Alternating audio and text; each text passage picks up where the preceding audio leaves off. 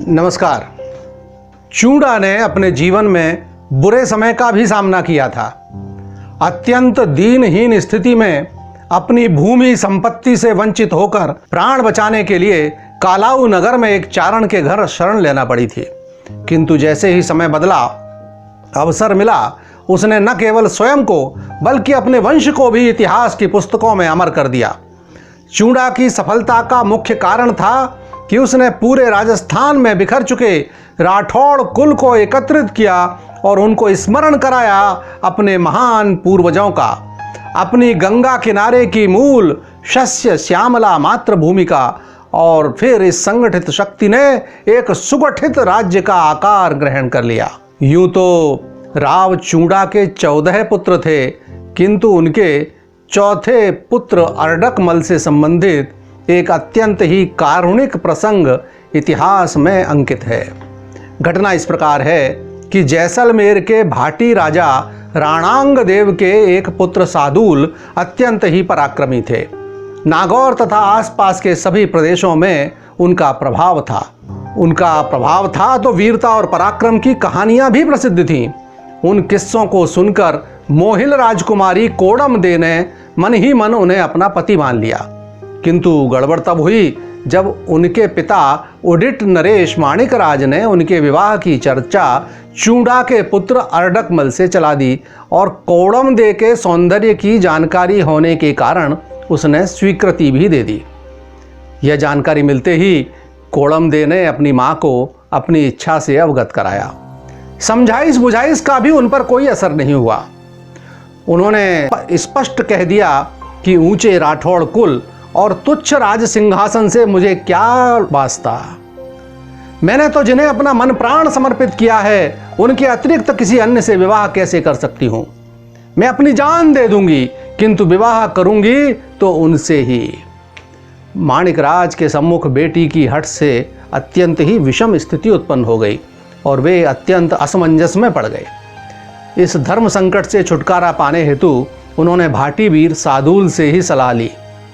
सादुल को अपने भुजबल पर भरोसा था, अतः उन्होंने राठौड़ों की राजी नाराजी की परवाह किए बिना अपनी स्वीकृति दे दी और फिर कोडमदे का विवाह भी सादुल के साथ धूमधाम से हो गया।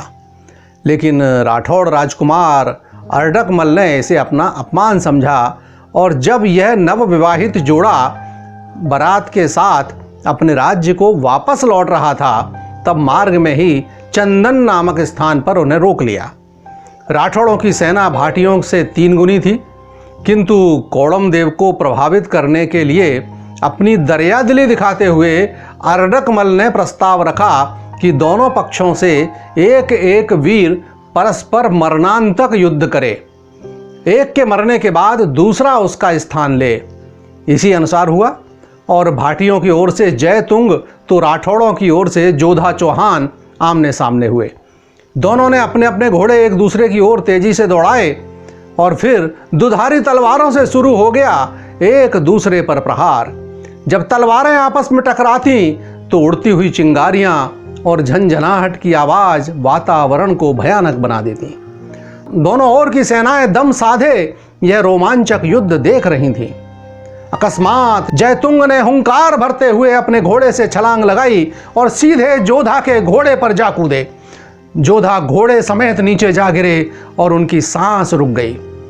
इस विजय से उन्मत्त हो जयतुंग ने आव देखा न ताव और अकेले ही शत्रु सेना पर टूट पड़ा। जिसको भी अपने से बराबर का समझा उस पर तलवार चलाने लगा। स्वाभाविक ही अफरा तफरी मच गई। उसने असावधान 10-20 सैनिकों को भले ही मार दिया हो, किंतु अब दोनों ओर की सेनाओं में युद्ध शुरू हो गया। जो व्यवस्था निर्धारित थी एक एक से लड़ने की, वह समाप्त हो गई। असमान युद्ध था, परिणाम निश्चित था। कोडमदे से अंतिम विदाई लेकर भाटी वीर सादुल भी युद्ध के मैदान में आ गया। उसके हाथों से अनेकों राठौड़ वीर मारे गए और अंततः राठौड़ राजकुमार अर्डकमल से भी उसका सामना हो ही गया। अर्डकमल तो उसके ही इंतजार में खड़ा था। दोनों का युद्ध प्रारंभ हो गया। दोनों की तलवारें एक दूसरे का लहू पीने लगीं। भीषण संग्राम के बाद वज्र के प्रहार से टूटे मेरू पर्वत के समान दोनों वीर युद्ध भूमि पर जा गिरे। युद्ध रुक गया। अर्डकमल केवल मूर्छित हुए थे, जबकि वीर सादुल के प्राण पखेरु उड़ चुके थे। दूर से युद्ध देख रही कोड़मदेह की आशा टूट गई। जिनके साथ उन्होंने आनंद के साथ अपना जीवन बिताने का स्वप्न देखा था, वे सदैव के लिए उनका साथ छोड़ गए। उनके हाथों की मेहंदी, गले में पड़ी वरमाला यथावत थी, किंतु अब सौभाग्य उनके साथ न था। उन्होंने अपने पक्ष के सेनानियों से चिता सजाने का आग्रह किया। अर्डकमल ने आगे बढ़कर उनका बायां हाथ थामकर उन्हें समझाने का प्रयत्न किया, किंतु अगले ही पल जो हुआ उसने न केवल उसे बल्कि सभी उपस्थित जनों को दहला दिया। कोड़मदेह ने अर्डकमल की ओर देखा तक नहीं और दाहिने हाथ में पकड़ी तलवार से अपनी वह बाईं भुजा ही काट डाली जिसे अर्डकमल थामे हुए था। अर्डकमल चीख मार कर पीछे हट गया। अविचल शांति के साथ कोड़मदेह ने मैं भुजा उठाकर एक सैनिक को देते हुए कहा कि इसे ले जाकर मेरे ससुर को देना और उन्हें बताना कि उनकी पुत्र वधू ऐसी थी। उसके मुख पर जो दैवीय तेज था, उसके चलते रण क्षेत्र में कोई भी ऐसा न था जो इस दृश्य को देखकर अपने आंसू रोक सका हो। अपने प्राण प्रिय पति के साथ उसी स्थान पर कोड़मदेह सती हो गई। आज्ञा के अनुसार भुजा यथा स्थान भेज दी गई। पूंगल के बूढ़े राव राणांग देव ने उस भुजा का अंतिम संस्कार कर वहां एक पुष्करणी निर्मित की, जो आज भी कोड़मदेह सर के नाम से जानी जाती है। यह अनर्थकारी महासंग्राम सन 1407 में हुआ था। इस युद्ध में अर्डकमल गंभीर रूप से घायल भी हुआ था और उसका मन भी ग्लानि से भरा हुआ था। फलस्वरूप घाव भरने के पूर्व ही कुछ समय बाद उनका भी प्राणांत हो गया। दोनों ओर का एक एक राजकुमार मारा गया था, किंतु मरुभूमि अर्थात मृतकों की भूमि अभी और बलि मांग रही थी। यह विवाद शांत नहीं हुआ। पुंगल नरेश राणांग देव अपने पुत्र की मृत्यु से अत्यंत आक्रोशित थे। वे यह भी जानते थे कि राठौड़ों का कुछ नहीं बिगाड़ पाएंगे। अतः उन्होंने राठौड़ों की तरफ से युद्ध में वीरता दिखाने वाले सांकला वीर महराज पर धावा बोल दिया। असावधान महराज को हराकर उसका नगर लूट तो लिया, किंतु राणांग देव भी घायल हो गए और लौटने के कुछ समय बाद ही इस बुजुर्ग योद्धा का देहांत हो गया। लेकिन उनके पुत्रों के मन में भी बदले की आग धधक रही थी। और फिर वह हुआ जिसे पढ़कर सुनकर सर शर्म से झुक जाता है। महासती कोड़मदेह के इन दोनों देवरों तनु और मेरू ने मुल्तान के सुल्तान खिज्र खान की शरण ली और मुसलमान हो गए। व्यक्तिगत राग द्वेष ने हिंदू समाज को कितनी क्षति पहुंचाई है, यह प्रसंग इसे ही प्रदर्शित करता है। खिज्र खान ने इन दोनों को एक बड़ी सेना प्रदान की और राठौड़ों के खिलाफ युद्ध की तैयारी शुरू हो गई। सैन्य तैयारियों के साथ साथ षड्यंत्र भी चलने लगे।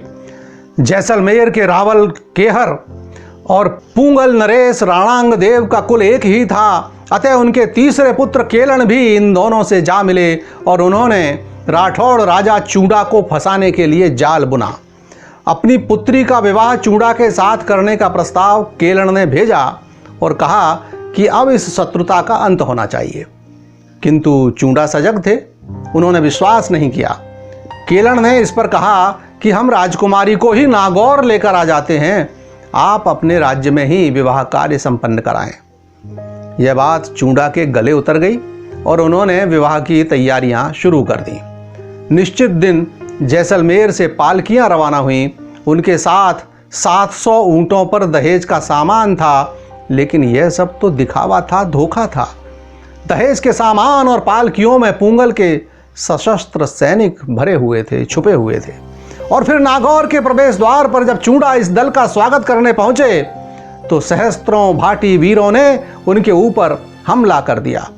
चूड़ा संभल कर लड़े भी, लेकिन विश्वासघातियों के सामने उनकी एक न चली और उनकी निर्दयता पूर्वक हत्या कर दी गई। राठौड़ कुल का वह दैदीप्यमान दीपक बुझ गया।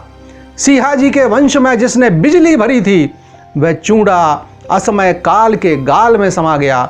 चूड़ा की मृत्यु के बाद उनके 14 पुत्रों में सबसे बड़े रणमल ने गद्दी संभाली, जिनका उल्लेख मेवाड़ के युवराज चूड़ा वाले वीडियो में हम कर चुके हैं।